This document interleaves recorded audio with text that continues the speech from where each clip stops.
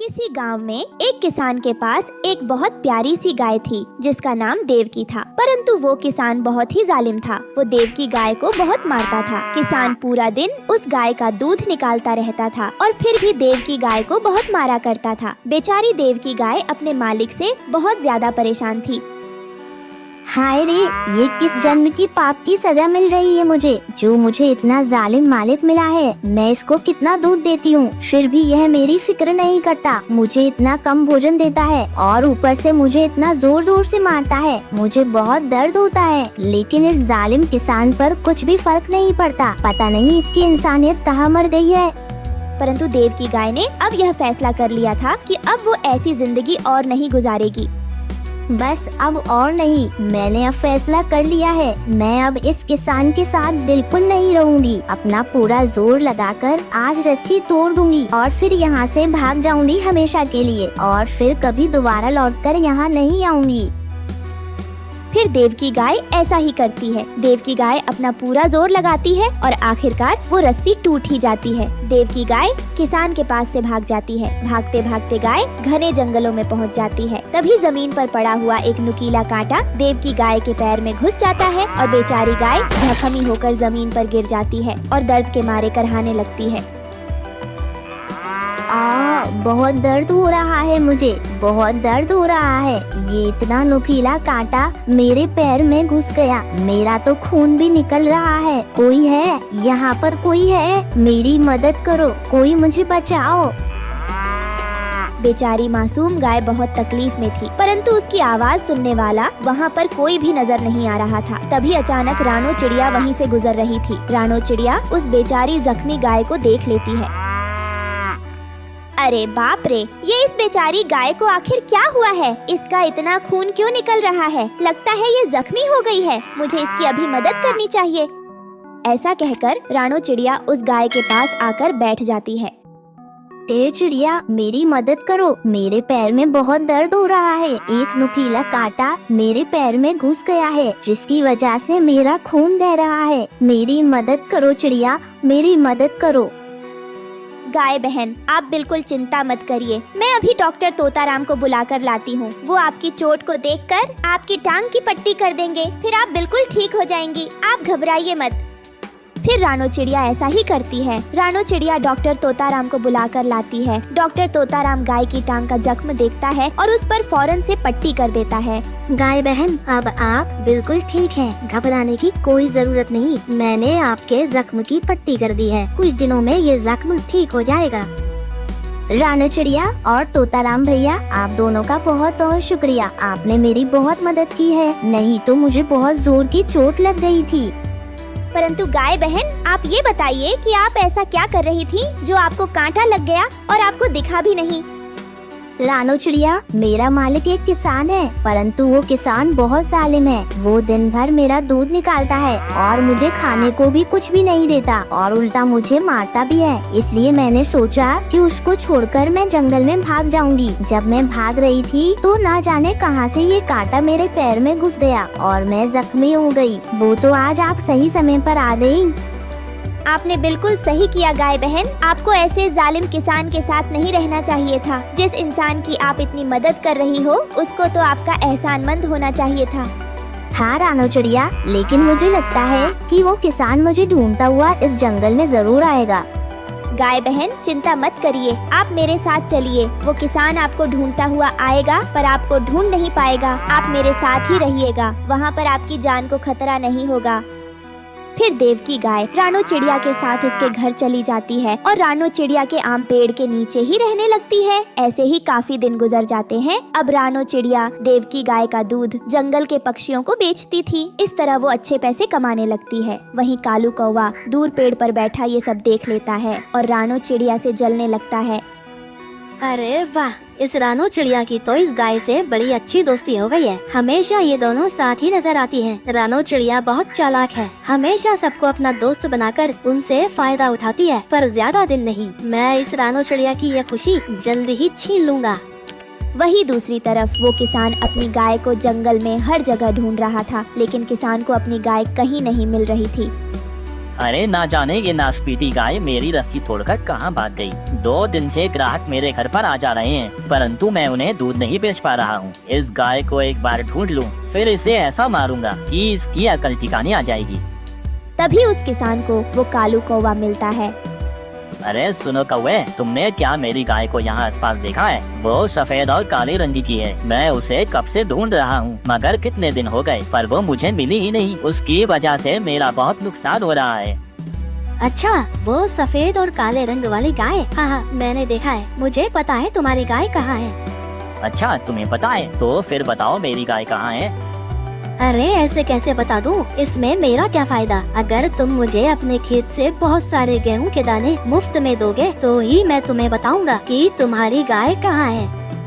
अरे बाप रे, इंसान तो इंसान, आजकल तो पक्षी भी व्यापारियों की तरह सोचने लगे हैं। हाँ हाँ ठीक है कालू कौवे, मैं तुम्हें गेहूं के दाने दे दूंगा, लेकिन अभी मुझे बताओ कि मेरी गाय कहाँ है। अच्छा ठीक है, इस जंगल में एक रानो चिड़िया रहती है, उस बड़े आम के पेड़ के नीचे। तुम वहीं जाना, तुम्हारी गाय वहीं रह रही है उसके साथ। तभी डॉक्टर तोताराम कालू कौवे और किसान की सारी बातें सुन रहा था। वो उस किसान से पहले उड़ता हुआ रानो चिड़िया तक पहुंच जाता है और रानो चिड़िया को सारी बात बता देता है। रानो बहन, देव की गाय, जल्दी चलो यहाँ से, नहीं तो आपका मालिक किसान आता ही होगा। वो आपको पकड़कर ले जाएगा और फिर आपको बहुत मारेगा। मैंने अभी उसे कालू कौवे से बात करते हुए देखा है। आपके पास समय बहुत कम है। हाँ हाँ राना चिड़िया, मुझे उस किसान के पास नहीं जाना, मुझे तुम्हारे साथ ही रहना है। तो मुझे उस जालिम किसान से बचा लो। देव की गाय, तुम घबराओ नहीं, चलो जल्दी से यहाँ से कहीं और चलते हैं, इससे पहले को वो किसान यहाँ पर आ जाए। फिर क्या था, रानो चिड़िया और देव की गाय वहाँ से फौरन निकल जाते हैं। कुछ समय में जब किसान पूरे जंगल में आम का पेड़ ढूंढता हुआ वहाँ पर पहुँचता है तो न उसे वहाँ रानो चिड़िया मिलती है और न ही उसकी देव की गाय। किसान को अब कालू कौवे पर बहुत गुस्सा आता है। अरे मूर्ख पक्षी, मुझे बेवकूफ बनाया, एक इंसान को बेवकूफ बनाया, उल्टा मुझसे गेहूं के दाने भी मांग रहा था, मुझसे झूठ बोला। अब देखो मैं इस कालू कौवे के साथ क्या करता हूँ। फिर वो किसान गुस्से में कालू कौवे के पास पहुंचता है। अरे क्या हुआ किसान भाई, मिल गई ना तुम्हारी गाय? अब चलो मुझे गेहूं के दाने दे दो। हाँ हाँ मेरे दोस्त, तुम्हारी वजह से ही तो मुझे मेरी गाय मिली है। चलो मेरे साथ, मैं तुम्हें गेहूं के दाने देता हूँ। फिर कालू कौवा किसान के साथ साथ उसके घर की तरफ जा रहा होता है, परंतु घर पहुँचते ही किसान कालू कौवे को एक पिंजरे में बंद कर देता है। आया भला मुझसे गेहूं के दाने लेने वाला कौवा, एक तो मुझसे झूठ बोला, ऊपर से गेहूं के दाने भी मांग रहा है। अब जिंदगी भर तू इस पिंजरे में कैद रहेगा। तेरी मुझसे झूठ बोलने की यही सजा है। कालू कौवे को अपनी लालच की सजा मिल चुकी थी और अब वहीं देव की गाय रानो चिड़िया के साथ हंसी खुशी रहने लगती है। दोस्तों, आपको हमारी आज की कहानी कैसी लगी? हमारी कहानी को लाइक करें, कमेंट करके अपनी राय हमें दें। आपके कमेंट और लाइक हमारे हौसले को बढ़ाते हैं। अगर आप हमारे चैनल पर नए आए हैं तो हमारे चैनल को सब्सक्राइब करना ना भूले। आपका धन्यवाद। टुन्नू चिढ़ा अपने खेत में खीरे की खेती किया करता था और उन्हीं खीरे को बाजार में बेचा करता था। खीरे ले लो खीरे, ताजे ताजे खीरे। अरे भाई आओ आओ, खीरे ले लो खीरे।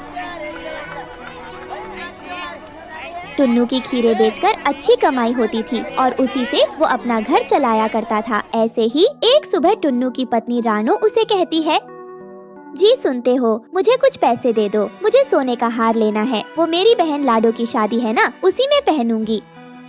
अच्छा ठीक है, अलमारी में रखे हैं पैसे, जितने पैसे लेना है ले लो, और हाँ अच्छे से तैयार होकर जाना अपनी बहन की शादी में। मैं चाहता हूँ कि तुम्हारी बहन की शादी में सभी चिड़िया तुम्हें ही देखती रहे। रानो तुम जानती हो हमारा ऐसा भी वक्त था जब तुमने मेरा कितना साथ दिया था। आज तुम्हारी वजह से ही मैं सब कुछ कर पा रहा हूँ, इसलिए अब मैं तुम्हारे लिए दिल खोल कर खर्चा करना चाहता हूँ। तुम्हें जो चाहिए तुम ले लेना।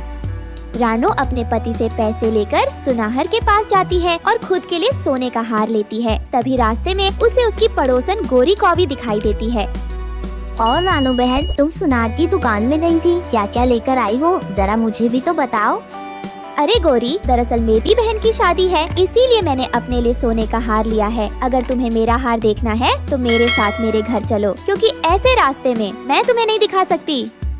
हाँ ये बात तो तुमने सही कही, क्योंकि चोरों का कोई भरोसा नहीं, कब कहाँ से आकर चोरी कर ले क्या पता। हाँ तभी तो कह रही हूँ, तुम मेरे साथ मेरे घर चलो। रानो स्वभाव से बहुत भोली थी। वो गौरी को अपने घर ले जाती है और उसे अपना हार दिखाती है। हार देखने के बाद गौरी को मन ही मन जलन होने लगती है। वैसे रानो, ये हार तो काफी महंगा होगा, क्योंकि इस हार का वजन भी अच्छा है। लगता है अब तुम्हारा पति अच्छा कमाने लगा है, इसलिए वो तुम्हारी हर इच्छा को पूरी कर रहा है। वैसे गौरी, सच बताऊं तो मेरे पति ने शुरू से लेकर अब तक यही चाहा है कि वो मेरी हर इच्छा को पूरी कर पाए। लेकिन एक वक्त ऐसा भी था जब मैं एक एक रुपया जोड़कर अपने पति का सहयोग किया करती थी। लेकिन आज वक्त बदल गया है। आज मेरे पति बहुत अच्छी तरक्की कर रहे हैं, इसीलिए अब वो किसी भी चीज के लिए मुझे कभी मना नहीं करते। तुम्हारा सही है रानो। एक हम हैं जो अभी तक गरीबी में ही जी रहे हैं। अब मेरी किस्मत में कहाँ लिखा है ऐसे सोने का हार। मैं तो नकली हार पहन लूं, वही बहुत है मेरे लिए। अरे गौरी, तुम ऐसी बातें क्यों कर रही हो? क्या पता आगे वाला समय तुम्हारे लिए बहुत अच्छा हो। आने वाले वक्त का तो मुझे नहीं पता। फिलहाल तो गरीबी में ही जीवन काटना पड़ेगा हमें। इतना बोलकर गौरी अपने घर की तरफ निकल पड़ती है। फिर घर आकर गौरी अपने पति कालू कौवे से बोलती है, तुम बस घर में सोते रहो। अरे तुम्हें जरा भी शर्म नहीं आती क्या? अरे कैसी शर्म, क्या हो गया है तुम्हें? अरे ऐसे घर में बैठे रहने से हमारा गुजारा हो जाएगा क्या? अरे तुम्हें तो मालूम ही है, मैं दिहाड़ी मजदूरी का काम करता था। अब मुझे काम ही नहीं मिल रहा है, तो मैं क्या ही करूं? अपनी जान दे दूं क्या?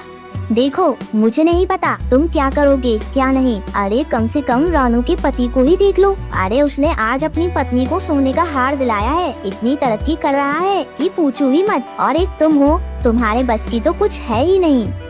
हाँ, तो उसकी पत्नी ने उसके बुरे वक्त में उसका पूरा सहयोग किया था। और एक तुम हो जो मेरे बुरे वक्त में मुझे ताने दे रही हो। रहने दो, तुम जैसे निठल्ले के साथ रहने से अच्छा है कि मैं मायके में चली जाऊँ। अरे ऐसे मत बोलो गौरी, तुम्हें तो पता ही है मेरा इस दुनिया में कोई नहीं है और मैं तुम्हारे बिना नहीं रह पाऊंगा। मैं कोशिश तो कर ही रहा हूँ ना। आज नहीं तो कल मुझे काम जरूर मिलेगा। तुम्हें काम मिले या ना मिले मुझे कोई फर्क नहीं पड़ता। अगर मैं खुश नहीं हूँ तो मैं सामने वाले को भी खुश नहीं देखना चाहती। मैं चाहती हूँ कि आप कुछ ऐसा करो जिससे रानू की खुशहाली चली जाए। गौरी को रानो की खुशी बिल्कुल भी बर्दाश्त नहीं हो रही थी। वो अब कैसे भी करके रानो की खुशी में आग लगाना चाहती थी। ऐसे ही एक सुबह टुन्नू चिढ़ा उठकर अपने खेत में जाता है और खेत का नजारा देखकर वो एकदम हैरान था। खेत में जितने भी खीरे थे उन सारे खीरों को किसी ने ट्रैक्टर से कुचल दिया था। है ऊपर वाले, ये सब क्या है? आज तक मेरे साथ कभी ऐसा नहीं हुआ, फिर आज अचानक ये सब कैसे हो गया? मुझे तो लग रहा है जैसे किसी ने जानबूझकर मेरे खेत में ट्रैक्टर चलाया है ताकि मेरे सारे खीरे खराब हो जाएं। बेचारा टुन्नू अपने खेत की ऐसी हालत देखकर बहुत दुखी था। वो परेशान होकर अपने घर आता है और रानो को सारी बात बताता है। आप ये क्या कह रहे हैं? और हमारे साथ ऐसा कौन कर सकता है? हमने तो आज तक कभी किसी का बुरा नहीं किया, फिर हमारे साथ ऐसा किसने किया? मुझे नहीं पता रानो, आखिर ये सब किसने किया होगा। ऐसा लग रहा है जैसे किसी को मेरी तरक्की बर्दाश्त नहीं हो रही, इसलिए वह ऐसा कर रहा है। इन सब से वो दोनों बहुत परेशान थे, लेकिन वो कर भी क्या सकते थे। ऐसे ही कुछ दिन बाद टुन्नू फिर से खीरों की खेती करना शुरू कर देता है। देखते ही देखते खीरे की फसल लग जाती है और एक बार फिर से कालू कौवा ट्रैक्टर की मदद से टुन्नू के खेत में जितने भी खीरे की फसल थी उन सबको कुचल देता है। अगली सुबह फिर से टुन्नू और रानो अपने खेत में आते हैं और खेत की हालत देखकर हैरान हो जाता है। हे भगवान, यह सब क्या हो रहा है? आखिर ऐसा कौन सा पाप किया है हमने जिसकी सजा मुझे इस तरह मिल रही है? टुन्नू अपनी खेत में बैठकर बहुत बुरी तरह से रो रहा था। तभी वहाँ पर बबलू बादल आ जाता है और रानो से कहता है, क्या हुआ रानो, तुम इतनी परेशान क्यों हो? मैं यहाँ से गुजर रहा था और तुम्हारे रोने की आवाज़ सुनकर मैं खुद को रोक नहीं पाया। बताओ आखिर क्या परेशानी है तुम्हें? बबलू बादल, मुझे नहीं पता कि यह सब हमारे साथ क्यों हो रहा है। हमने बहुत मेहनत से खेत में खीरे की खेती की थी, कोई बार बार हमारी फसल को नष्ट कर दे रहा है। कोई बात नहीं रानू, जो हुआ उसे भूल जाओ। अब से तुम्हारे खेत में जादुई हीरे की खेती होगी और उस खेती को कोई भी नष्ट नहीं कर पाएगा। इतना बोलकर बबलू बादल वहाँ पर जादुई बारिश करता है, जिसकी वजह से रानो और टुन्नू के खेत में अपने आप हीरे की खेती हो जाती है। यह देखकर टुन्नू और रानो बहुत खुश होते हैं। बबलू बादल, आपका बहुत बहुत शुक्रिया है जो आपने हमारी इतनी मदद की। उसके बाद वो सब वहाँ से चले जाते हैं। तभी कालू घूमता हुआ फिर से टुन्नू के खेत की ओर आता है और खेत का नजारा देखकर कालू की आंखें फटी की फटी रह जाती हैं। अरे ये क्या, कल रात को ही तो मैंने इस खेत को नष्ट किया था और अब यहाँ पर हीरे की खेती। ये कैसा चमत्कार है भैया, मुझे तो कुछ भी समझ नहीं आ रहा है। मैं जल्दी से जाकर ये बात गौरी को बताता हूँ। कालू भागता हुआ गौरी कौवी के पास जाता है और उसे सारी बातें बताता है।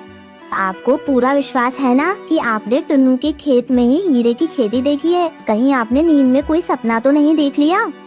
अरे गौरी, क्या तुम्हें मैं बेवकूफ नजर आता हूँ क्या? एक काम करते हैं, आज रात को हम दोनों फिर से टुन्नू के खेत में जाएंगे और उसके खेत में लगे सारे हीरे चुरा लाएंगे। ठीक है, मुझे भी अपने साथ ले जाना, क्योंकि मुझे तुम पर बिल्कुल भी भरोसा नहीं है। क्या पता तुमने ठीक से काम न किया हो। फिर रात होते ही कालू और गौरी टुन्नू के खेत में जाते हैं। दोनों खेत में लगे हीरे तोड़ने ही वाले होते हैं कि तभी अचानक सारे जादुई हीरे कालू और गौरी को अपनी जादुई शक्ति से हीरे की कैद में जकड़ लेते हैं। कालू और गौरी जोर जोर से चिल्लाने लगते हैं। उन दोनों की आवाज सुनकर रानो और टुन्नू वहाँ पर आ जाते हैं। हमें छोड़ दो, हमें माफ कर दो, हमसे बहुत बड़ी भूल हो गई, हमें छोड़ दो, फिर हम दोबारा कभी ऐसा नहीं करेंगे। रानो, टुन्नू, हमें माफ कर दो। नहीं, तुमने जो किया है एक बार नहीं बल्कि कई बार किया है, इसीलिए हम तुम्हें बिल्कुल भी माफ नहीं करेंगे। तुमने जो किया है उसकी सजा तुम्हें जरूर मिलेगी। नहीं नहीं, ऐसा मत करो, ऊपर वाले के लिए हमें माफ कर दो, हमसे बहुत बड़ी भूल हो गई। आज के बाद हम कभी किसी पक्षी को परेशान नहीं करेंगे, हमें माफ कर दो। इस तरह से जादुई हीरा अपनी जादुई शक्ति से कालू और गौरी को हीरे में हमेशा के लिए कैद कर लेते हैं। फिर रानो, चिड़िया और टुन्नू चिड़ा हीरे की खेती करके खुशी खुशी रहने लगते हैं। दोस्तों, आपको हमारी आज की कहानी कैसी लगी? हमारी कहानी को लाइक करें, कमेंट करके अपनी राय हमें दें। आपके कमेंट और लाइक हमारे हौसले को बढ़ाते हैं। अगर आप हमारे चैनल पर नए आए हैं तो हमारे चैनल को सब्सक्राइब करना ना भूलें। आपका धन्यवाद।